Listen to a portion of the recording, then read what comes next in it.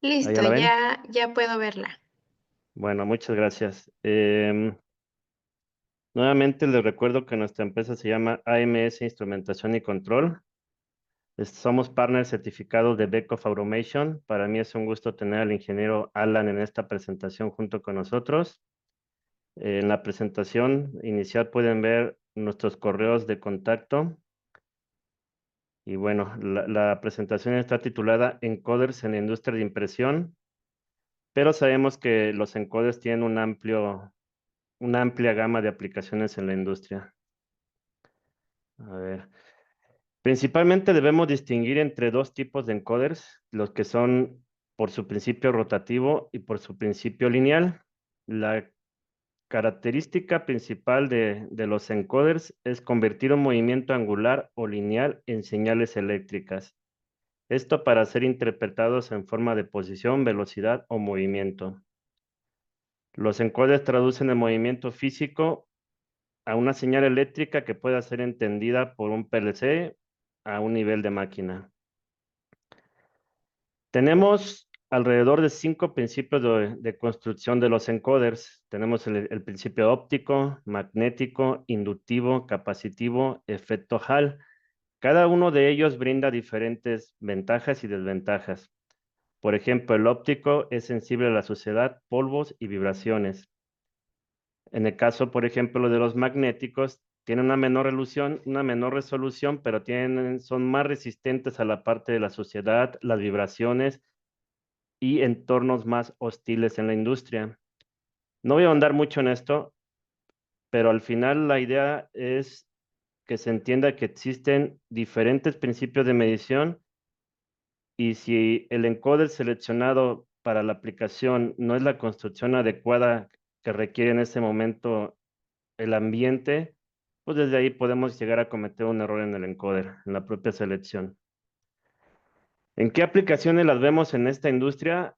Lo podemos identificar en empresas que se dedican a la impresión, por ejemplo, quienes fabrican papel en alta gráfica, o también los que fabrican cajas tienen también lo que son muchos encoders en sus máquinas, en las flexográficas, corrugadoras, y nos sirven, por ejemplo, para hacer control de registro en impresión, control de corte, eh, posicionamiento de herramientales y algunos otros subprocesos de automatización como pueden ser transportadores para al final de las líneas de producción. Ok, entrando en la parte de los tipos de encoders, vamos a detectar o identificar que tenemos los encoders incrementales. Un encoder incremental básicamente genera 3 pulsos y está constituido por un disco con unas ranuras. Aquí el principio nos indica que un haz de luz, hay un emisor y un receptor, y el haz de luz es cortado por un disco que contiene ranuras, y cada vez que pasa un corte en el disco, generamos un pulso. En este caso tenemos dos canales, el canal A y el canal B. Estos pulsos están desfasados 90 grados con la intención de saber la posición en la que, o el sentido de giro del disco, o en este caso del encoder. Entonces, dependiendo si la señal A adelanta la B, va en un sentido, o si la B adelanta la A, va en el otro sentido. Siempre existe una señal que le llamamos de índice o canal Z. La señal Z es una señal que nos indica que el disco o el encoder dio una vuelta completa en el eje. Esto nos sirve en ocasiones para referenciar absolutamente el encoder sobre una vuelta o para saber cuántas vueltas ha dado el encoder. Muy bien. Otro tipo de encoders que podemos identificar son los encoders absolutos. Los encoders absolutos, la gran diferencia es que en lugar de tener un disco ranurado, se cuenta con un disco que está marcado con una posición definida de acuerdo a la resolución del disco. ¿Qué quiere decir? Por ejemplo, en este disco nosotros tenemos 4 bits de resolución y con esos 4 bits podemos alcanzar hasta 16 posiciones de registro. Entonces, pues, en este caso también puede ser un encoder óptico. ¿Qué sucede? Hay un emisor de luz y un receptor. Aquí este emisor de luz está encontrando que tenemos el bit 0, 1, 1 y 0. Eso nos identifica una posición absoluta dentro del encoder. Entonces, en resumen, un encoder incremental tiene ranuras que simplemente lo que es el sensor va detectando pulsos y los va incrementando. Y el otro encoder, en este caso el absoluto, tiene una marca definida por cada posición. Ahora bien, aquí hay algo interesante. En los encoders, la codificación de estos discos puede venir en código binario, puede venir en código Gray, dependiendo la construcción del fabricante. Aquí es importante identificar esto porque en el caso de tu terminal, que en este caso una terminal de PLC, si no sabes cuál es la codificación del disco, probablemente los datos que estés recibiendo no van a tener una interpretación lógica. Es algo interesante. Ahora bien, hablando de encoders absolutos, vamos a identificar encoders de simple vuelta y multivuelta. Un encoder de simple vuelta es un encoder que está codificado alrededor o solamente una vuelta del eje.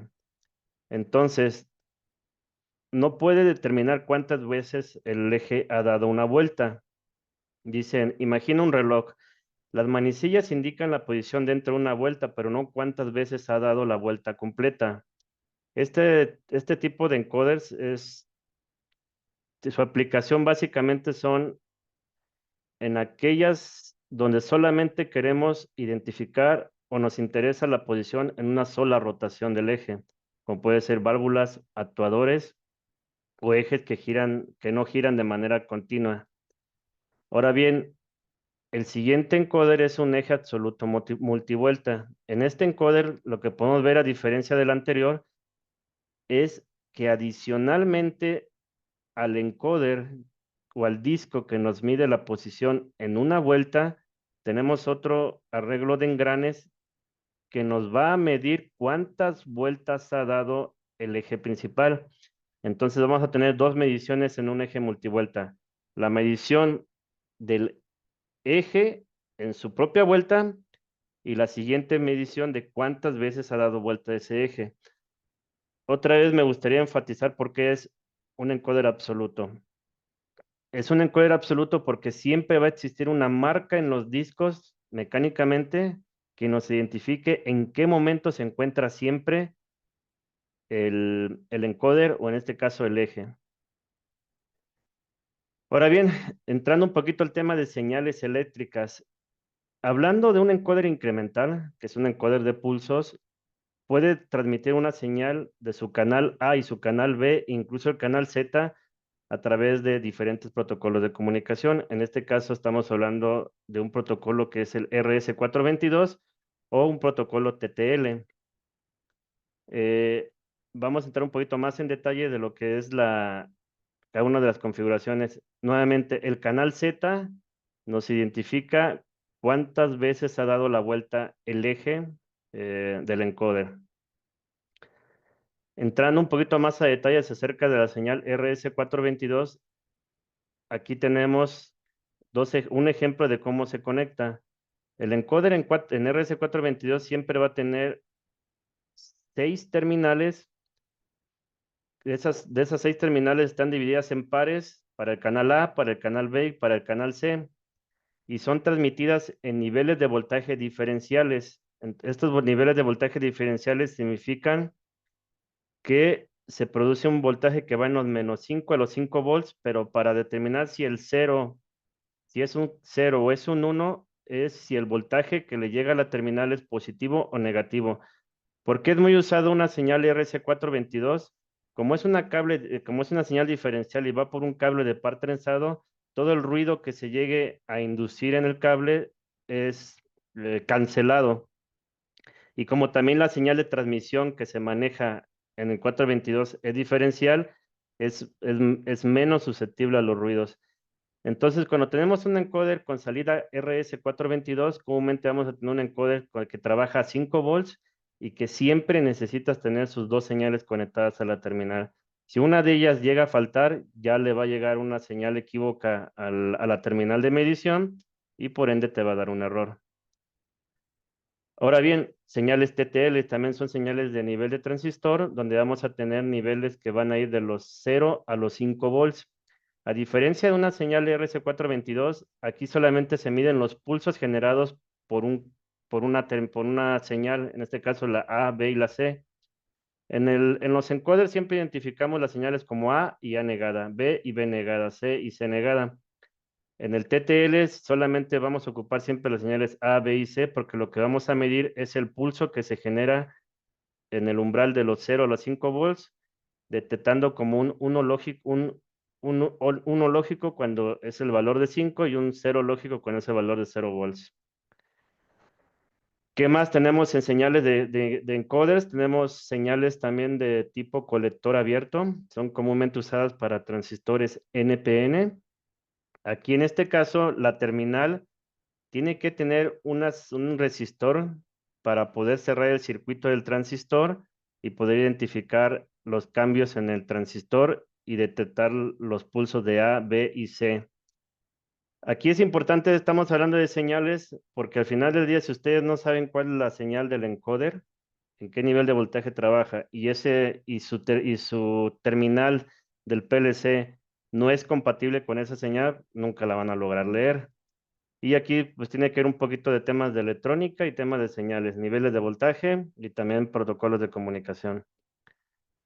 Hablando de una señal HTL, se le llama High Threshold Logic. Aquí básicamente son señales de 0 a 24 volts. Aquí ya no necesitas tú o ya no estás trabajando en niveles de 5 volts.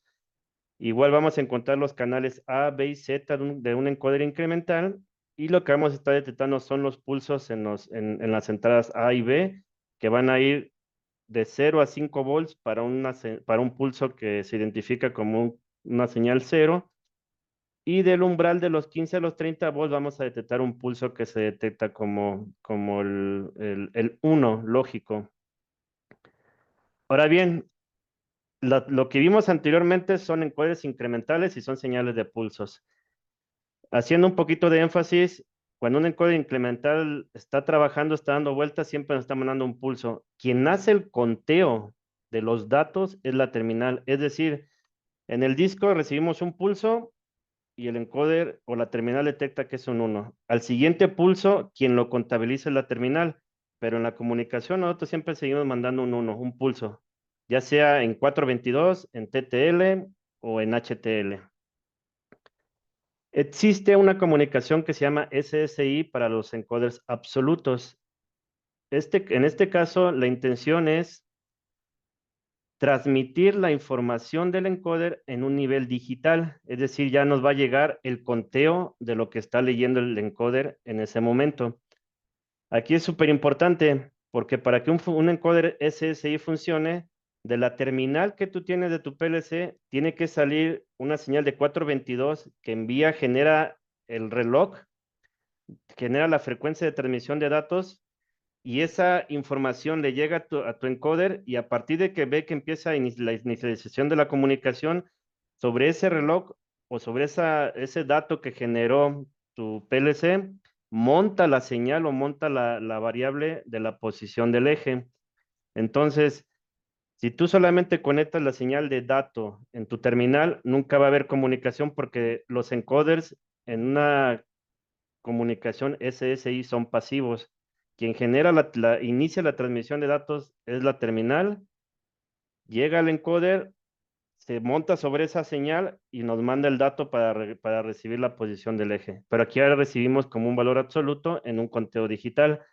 Aquí ya no es como el caso pasado que teníamos pulsos de unos y ceros. Aquí ya es tal cual, si la posición es 15, vas a recibir el conteo de 15. Si cambia 20, vas a recibir 20. Ahora bien, hay una tecnología un poquito más avanzada a la SSI, que es la BIS o Bidirectional Synchronous Serial. En este caso es lo mismo, tenemos una señal de reloj que es generada por la terminal, llega al encoder, lee los datos de la terminal y nos regresa a la posición. Pero adicionalmente, en este encoder vamos a contar con una señal, vamos a tener una comunicación bidireccional. Es decir, tanto como le podemos mandar información al encoder, el encoder también nos puede contestar con información.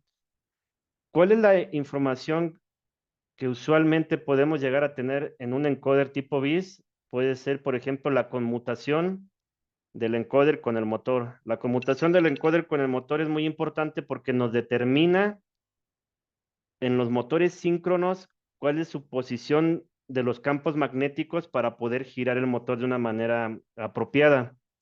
Esa información comúnmente viene en los encoders.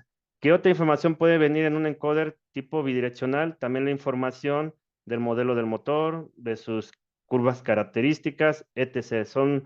Comúnmente son propias del motor o propias de la aplicación que podemos encontrar. Hay otros encoders también adicionales. Estos caen también en en el rango de los encoders incrementales, que son los encoders con señal seno-coseno. Aquí lo que produce el encoder es una señal que tiene una amplitud de 1 volt pico y que también va desfasada entre A y B 90 grados con la intención de saber hacia dónde va el movimiento del encoder. Una, una, un encoder seno-coseno te va a generar alrededor de 10,000 periodos por revolución.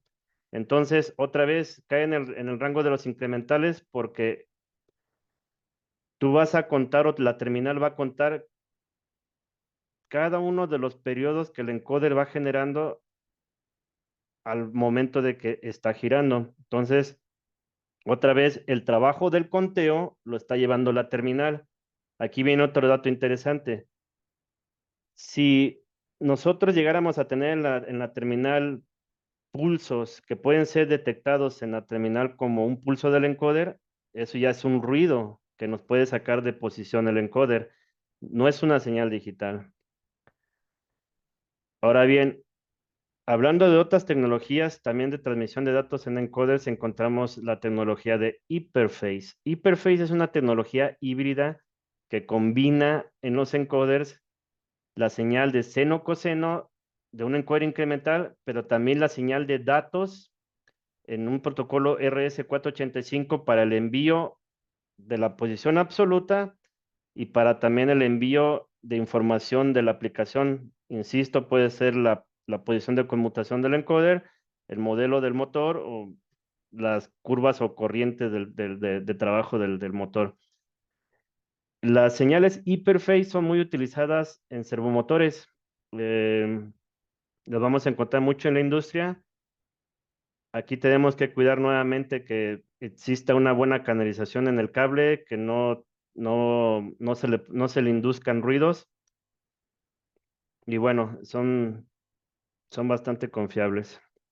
Otra tecnología que también identificamos es la tecnología NDAT 2.2. Es una tecnología que ahí solamente utiliza una comunicación RS485.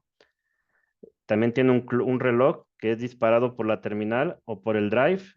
Ese reloj llega al encoder, se monta la información que se le va a retroalimentar nuevamente al encoder y es también bidireccional. Le podemos leer parámetros del encoder y también escribir parámetros del encoder.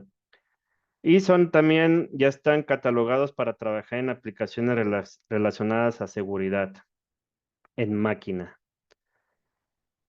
Otro elemento que también encontramos mucho en la industria son los resolvers. Los resolvers básicamente trabajan bajo el principio de un transformador. Entonces, vamos a tener un estator y un rotor, y aquí existen dos posibilidades. Los resolvers son un poco truculentos, un poco complicados. ¿Por qué? Porque para leer correctamente la señal del resolver necesitamos saber la relación de transformación que existe entre el estator y el rotor. Necesitamos también saber con cuál es la corriente que se tiene que inducir, tiene que ser una terminal especial, el nivel de voltaje del resolver. Y aquí viene otra parte interesante. Tú puedes excitar el resolver por el estator y medir la señal del encoder por el coseno o el seno. O inclusive puedes llegar a excitar por el coseno y seno y ver la señal a través del estator. El principio de funcionamiento es que conforme va girando el rotor, que es el que está acoplado a la flecha, empieza a cortar los campos magnéticos del estator y empiezas a producir una señal sinusoidal. que también va desfasada 90 grados entre el seno y el coseno. A diferencia de las señales que son seno y coseno, que dijimos que podíamos llegar a alcanzar hasta 10,000 periodos en una revolución, en una señal de un resolver solamente tenemos un periodo que determina los 360 grados de la posición del encoder. Y bueno, también aquí vamos a encontrar cuatro señales, seno, coseno, seis señales, la alimentación al resolver, las señales seno, coseno, y básicamente es lo que tenemos. Pero insisto, los resolvers son un poquito complicados porque tenemos que ver con qué voltaje se va a excitar, la relación de transformación y si se alimenta o se puede excitar por rotor o por estator. Ahora bien, en los buses de campo, hoy en día podemos también transportar la información de un encoder. Hoy tenemos disponibles la información a través de buses como Ethercat, Modbus, CAN, Ethernet, Cerco, DeviceNet, PowerLink. Entonces, pero ahí ya vamos a entrar en que ya tenemos que adaptarla, o más bien configurar los encoders en base al protocolo de comunicación con el que vayamos a trabajar en el momento. Eso ya es otro show. Bueno, en este momento yo termino mi participación y le voy a dar el espacio al ingeniero Alan para que continúe con la práctica demostrativa. Muy Adelante, bien. Alan. Muchas gracias, Giovanni. Entonces te voy a robar la pantalla un momento. Me parece que Sí, tienes que dejar de presentar. ahí está, ahí ya. Listo. Ahora sí. Y me confirmas, por favor, que ya vean mi pantalla. Listo, ahí ya la vemos. Excelente. Ok, entonces voy a hacer una presentación práctica y solo preparé 2 o 3 slides para mostrar lo que vamos a hacer, ¿no? Entonces, de lo que nos presentó el ingeniero Giovanni, vamos a probar 3 diferentes encoders, cada uno con una diferente interfaz. Tenemos un encoder con interfaz SSI, el cual es un encoder absoluto, y para este encoder seleccionamos la terminal EL5001. Ahora las van a ver. Después, en la parte de encoders incrementales, tenemos 2 encoders, uno con señal HTL a 24 volts y otro con TTL a 5 volts. Entonces, utilizamos para el de 5 volts 5101 y para el de 24 el 5152, que esas son las terminales que nos van a permitir adquirir la información. Entonces, como no tenemos mucho tiempo, voy a hacer la descripción de uno de estos 3 encoders y definir cómo fue que seleccionamos la terminal para utilizarla. Entonces, en función de la nomenclatura del encoder que tenemos disponible, podemos ver que se trata de un encoder incremental que nos da en su resolución pulsos por revolución 2000, eso significa el PPR. Entonces vamos a tener 2000 pulsos por revolución y después en la terminal que tenemos disponibles es la EL5152. Esto puede llegar a variar de proveedor a proveedor, aunque en general va a ser lo mismo. Entonces las terminales nos indicarán para qué tipo de interfaz están preparadas en su documentación técnica. Adicional a eso, en este caso, la conexión de C no está disponible, solo conectamos A1, A2, B1 y B2. Entonces vamos a recibir los pulsos y también el sentido de rotación que tiene el encoder en estos pulsos. Y adicional a eso nos dice esta terminal como un dato técnico ya específico que tiene un máximo de frecuencia de 4,000, no, 400,000 incrementos con una multiplicación o evaluación de cuadratura eh, de 4 que corresponde a 100 kilohertz. Entonces esta será la velocidad máxima a la que podemos evaluar los cambios de pulsos en el encoder. Y, punto importante, la evaluación de cuadratura del encoder es por una evaluación de 4. Entonces, estas son las señales que buscamos recibir del encoder, canal A, canal B. El canal A vendrá antes que el canal B si vamos en sentido horario y después se cambiará esto en donde el canal B venga antes que el canal A si vamos en sentido antihorario. Eso lo vamos a graficar utilizando la herramienta de osciloscopio que ofrece el software TwinCat, que es el que vamos a utilizar. Entonces, para la conexión tendremos que ir a la documentación técnica del encoder disponible. En este caso, vamos a ver que tiene A, B disponible y también tiene Z, ¿no? En este caso no lo vamos a conectar porque la terminal solamente pone disponible el canal A y el B. Aunque vemos aquí un A2 y un B2, es porque la terminal soporta conectar dos encoders, ¿vale? Muy bien, entonces vamos a la práctica. Y antes que cualquier cosa voy a escanear el, lo que tengo conectado en la computadora. Y ahora tengo algunos esclavos a través de Ethercat. Ethercat es el bus de comunicación que utilizamos en Beckhoff Automation, aunque tenemos 32 disponibles en el catálogo de productos. Ahora que ya los escaneé, puedo ver que la red ahora está en operativo. Puedo llegar al modo operativo y entonces ahora estoy listo, por ejemplo, para ver los pulsos que recibe directamente la terminal. Aquí en el contador voy a rotar el encoder incremental que tengo conectado y vemos cómo va cambiando el contador que recibe la terminal. También hay un valor de un periodo que se define y después de un tiempo que está detenido, entonces se elimina el periodo. Voy otra vez a rotar, detengo y se retorna una vez más. Lo mismo pasaría con el encoder incremental, que ahora es TTL. El primero era HTL a 24 volts. En este caso voy a ver aquí el contador que está cambiando conforme voy rotando el encoder. Y ahora estoy ahí viendo los pulsos directos o el contador ya que se entrega en la terminal, ¿no?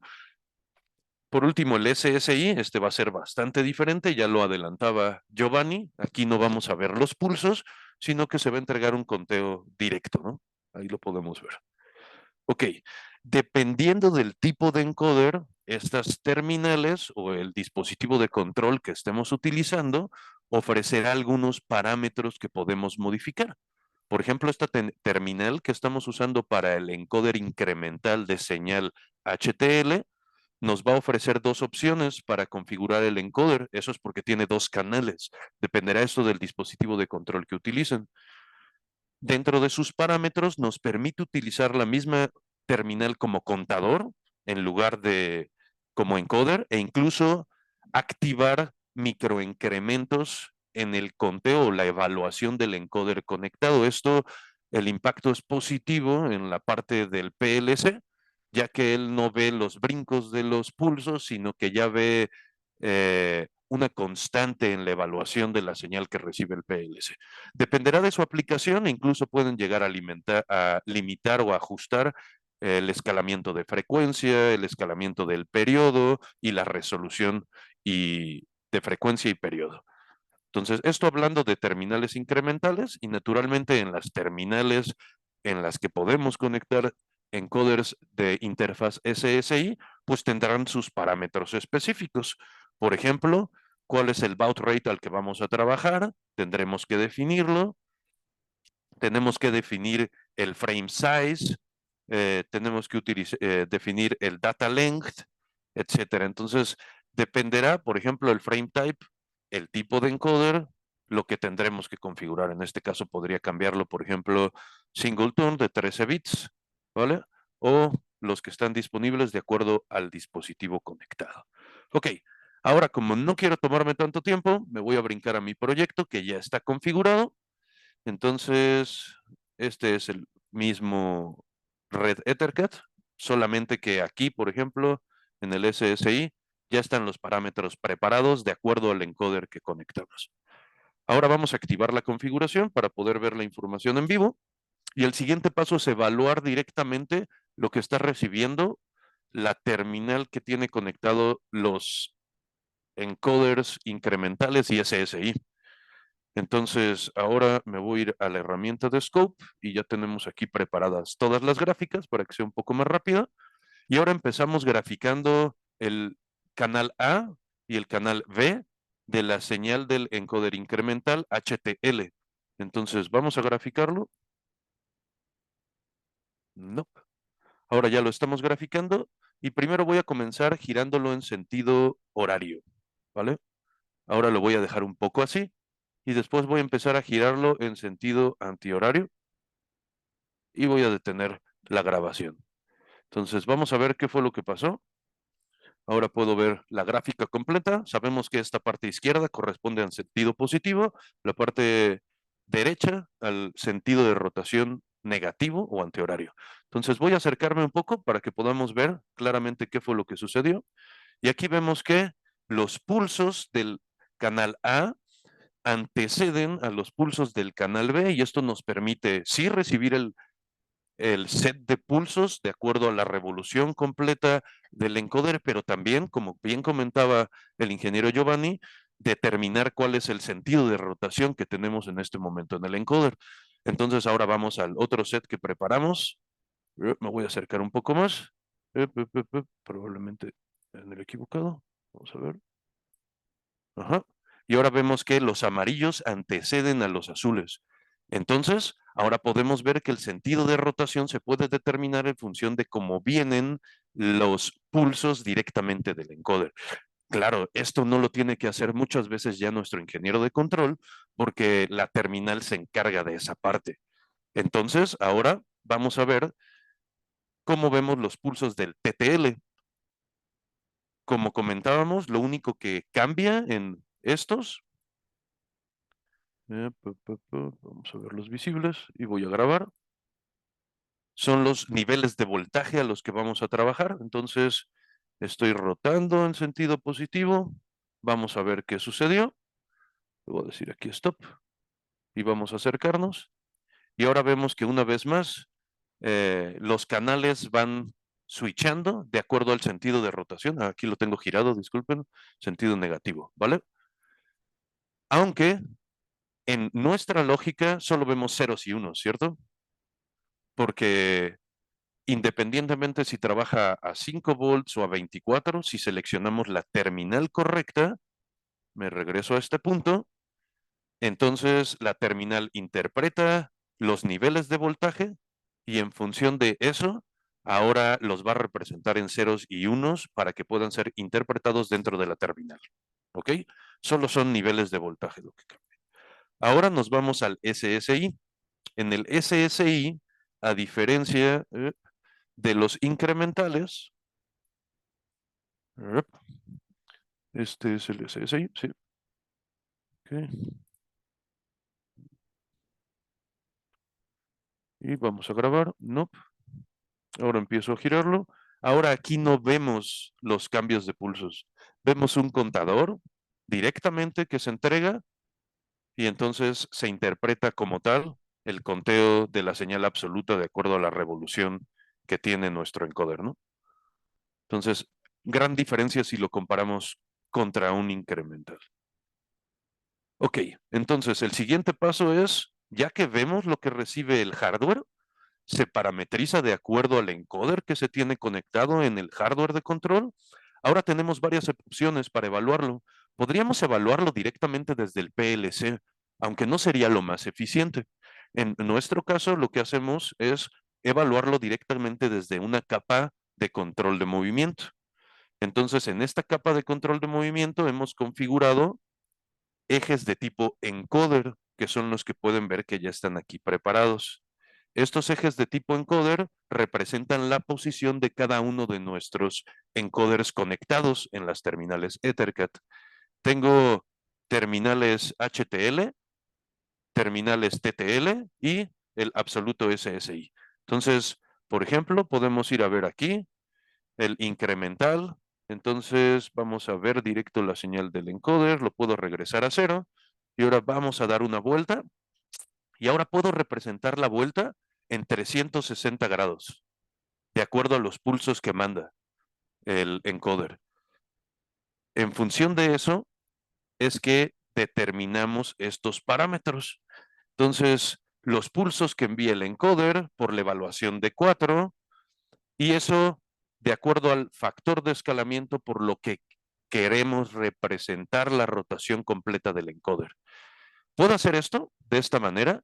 ¿O puedo simplemente decirle 1, 0.0450 y daría exactamente lo mismo, ¿vale? Con la intención de representar la revolución. Claro, meter los parámetros completos nos ayuda a hacer o tener más clara cómo es que está configurado este encoder en específico. Ok, 1, 2, 3, 8000, ¿vale? Y lo mismo entonces hacemos con el encoder de incrementar TTL en función de los pulsos que nos manda. Definimos ahora en este caso directamente el scaling factor numerator, que ahora nos permite representar en una vuelta de 360 grados la rotación del encoder. Ahí va. Ajá. Y ahí está la vuelta, ¿vale? Lo mismo sería con nuestro SSI. Entonces, vamos a ver los parámetros propios. Estos ya no son tanto del encoder. Sí, uno viene del encoder, pero el otro es de la aplicación. ¿Cómo quiero representar la vuelta del encoder en mi control de movimiento? En este caso lo representa de 0 a 360 grados, una vuelta completa del encoder. Y entonces ahora puedo decirle, gíralo 360 grados y me representa acá 360 grados. Ya que lo tengo, digamos que tratado, la información que entregue el encoder con lo que recibe el control numérico o el NS, entonces ahora estoy listo para interpretar esa información desde la lógica o PLC. Entonces nosotros lo que hacemos es simplemente jalar de un function block la información completa del encoder y ahora acá en cada uno de los encoders tengo la posición que entrega en el NS. Por ejemplo, aquí puedo ver la posición actual y ahora puedo regresarla o puedo seguir rotando, ¿vale? Y cada vuelta suma 360 grados. Y esto ya lo puedo estar evaluando directamente en el PLC. Adicional a eso, podemos representar en un HMI o en lo que sea necesario la información que entrega el encoder y para esto hay diferentes modos de evaluarlo. Podrán ver en la parte inferior que se va moviendo el valor que tiene el encoder de acuerdo a lo que ya tratamos en la capa de movimiento para que haga sentido con respecto a nuestra aplicación. Sin embargo, cuando da una vuelta completa, me retorna uno.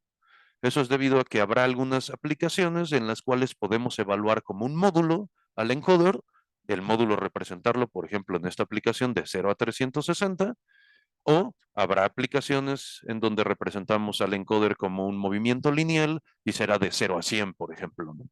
Entonces, básicamente estos son los pasos que hacemos para integrar un encoder a una solución automatizada que incluya control de movimiento o que no incluya control de movimiento y solamente queramos ver la información directamente en el PLC.